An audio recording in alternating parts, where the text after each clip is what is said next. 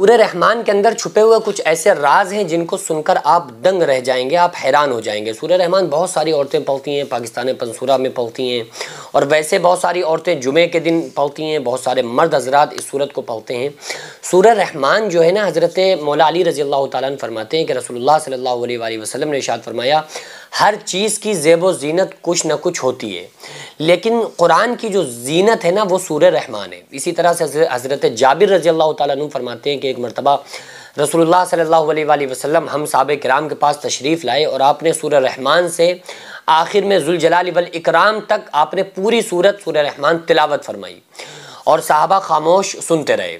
پھر آپ صلی اللہ علیہ وآلہ وسلم نے ارشاد فرمایا کہ یہی سورت جب میں نے جناتوں میں پڑھی، جناتوں کی جو ایک پوری فوج تھی، ان کو جب میں نے سنائی نا، تو ان کا جو جواب تھا وہ بہتر جواب تھا تم سے زیادہ، کیونکہ انہوں نے جواب میں یہ کہا تھا کہ اللہ، جب یہ آیت آئی نا فَبِأَيِّ آلَاءِ رَبِّكُمَا تُكَذِّبَانِ، کہ تم اپنے پروردگار کی کون کون سی نعمتوں کو جھٹلاؤ گے، تو آقا علیہ السلام نے ارشاد فرمایا کہ ان کا رسپونس یہ تھا کہ اللہ ہم نے تیری کسی نعمت کو نہیں جھٹلایا۔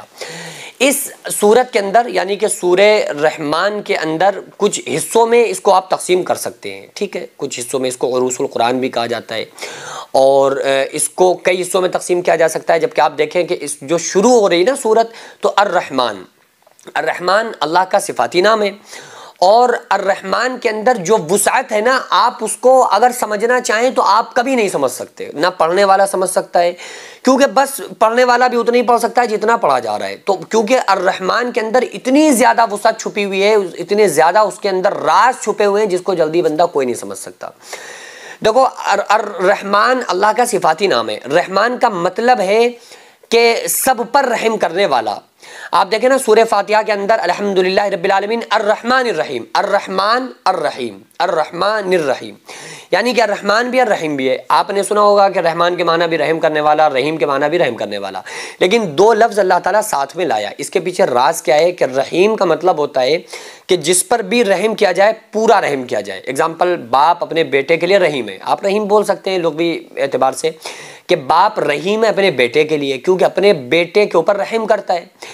لیکن وہ اپنے بیٹے کے لیے رحم ہے، دوسروں کے بیٹوں کے لیے رحم نہیں ہے۔ وہ اپنے بیٹے کا رونا برداشت کر لے گا، اس کے دل میں درد ہوگا، دوسرے کے بیٹا روئے تو اس کو برداشت نہیں ہوگا، اس کے سر میں درد ہوگا۔ آقا علیہ السلام کو اللہ تعالیٰ نے رؤوف الرحیم کہا کہ ہمارے نبی صلی اللہ علیہ وآلہ وسلم رؤوف ہیں، رحیم ہیں اپنی امت کے لیے۔ باپ اپنے بیٹے کے لیے رحیم ہوتا ہے، ماں اپنی بچی کے لیے، اپنے بیٹے کے لیے رحیم ہوتی ہے، کیونکہ اس پر رحم کرتی ہے۔ رحمان کوئی نہیں ہے،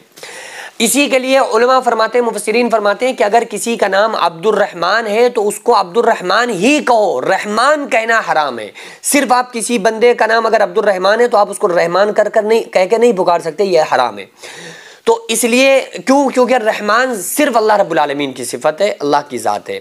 الرحمن کا مطلب ہوتا ہے سب پر رحم کرنے والا بندہ، رحم کرتا ہے پورا رحم، لیکن کسی کے لیے کرتا ہے۔ اللہ کی رحمت سب کے لیے، سانپ، بچھو، اژدہے، موذی جانور ہم دیکھتے ہیں مار دیتے ہیں،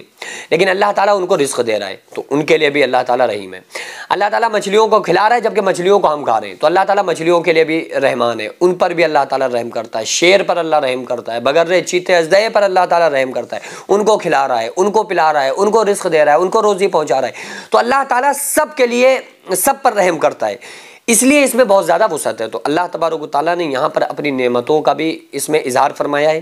اور 31 مرتبہ ایک آیت کو بیان فرمایا ہے، یعنی فَبِأَيِّ آلَاءِ رَبِّكُمَا تُكَذِّبَانِ، جس آیت کے اندر بڑا درد بھی ہے، جو آیت انسان کو جھنجھوڑ بھی رہی ہے، جو انسان بار بار ایک ہی بات کو کہہ رہی ہے،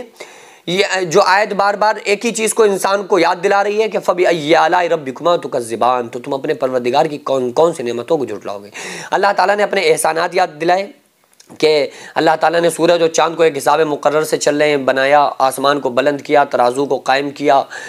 ٹھیک ہے، اور واقیم الوزن بالقسط ولا تخسر المیزان والارض وضعها للانام فیہا فاکہۃ والنخل ذات الاکمام، تمہارے لیے درخت، میوے، اناج وغیرہ نکالے، کھجور تمہارے لیے اس کے لیے باغ بنائے، تو تم اپنے پروردگار کی کون کون سی نعمتوں کو جھٹلاؤ گے۔ رب المشرقین و رب المغربین، مشرق اور مشرقین اور مغربین کا وہی مالک ہے، تو تم اپنے پروردگار کی کون کون سی نعمت کو جھٹلاؤ گے۔ پھر اللہ نے انسان اور جنات کے پیدائش کا ذکر فرمایا، اس کے بعد اللہ تعالیٰ نے، تو علماء نے اس کو 4 حصوں میں تقسیم فرمایا ہے کہ اس کے اندر رحمت بھی ہے، اس کے اندر وسعت بھی ہے۔ اللہ تبارک و تعالیٰ نے اس میں بندوں کی اور جنات کی پیدائش کا بھی ذکر کیا ہے، اللہ تعالیٰ نے اس میں جنت کا بھی ذکر کیا ہے، جنت کی حوروں کا بھی ذکر کیا ہے۔ تو بہرحال یہ سورت جو شروع ہوتی ہے اللہ کے خاص صفاتی نام سے شروع ہوتی ہے، الرحمن سے شروع ہوتی ہے۔ تو بہرحال اس کے اندر بہت زیادہ وسعت ہے، ہم کو چاہیے کہ ہم اس سورت کو ضرور پڑھا کریں، کیونکہ قرآن مقدس کی زینت ہے۔ سورہ یاسین کے بارے میں آتا ہے کہ قرآن مقدس کا دل ہے، اس کے بارے میں آتا ہے کہ قرآن مقدس کی خوبصورتی ہے، اس لیے اس سورت کو ضرور پڑھا کریں، اور کبھی موقع ملے تو اس کا ترجمہ بھی پڑھا کریں، ترجمے سے بھی ہم کافی کچھ سیکھا کریں، کیونکہ یہ قرآن ایک میسیج ہے اللہ کی طرف سے جو اللہ تبارک و تعالیٰ بندوں سے کہنا چاہتا ہے۔ تو ہم لوگوں کو چاہیے کہ اس کو سمجھا بھی کریں، سنا بھی کریں، پڑھا بھی کریں، اور اس پر عمل بھی کیا کریں۔ اللہ رب العالمین سے کی بارگاہ میں دعا ہے اللہ تعالیٰ ہم تمام لوگوں کو مکمل عمل کرنے کی توفیق عطا فرمائے، قرآن مقدس پڑھنے کی خوب اللہ تعالیٰ توفیق عطا فرمائے۔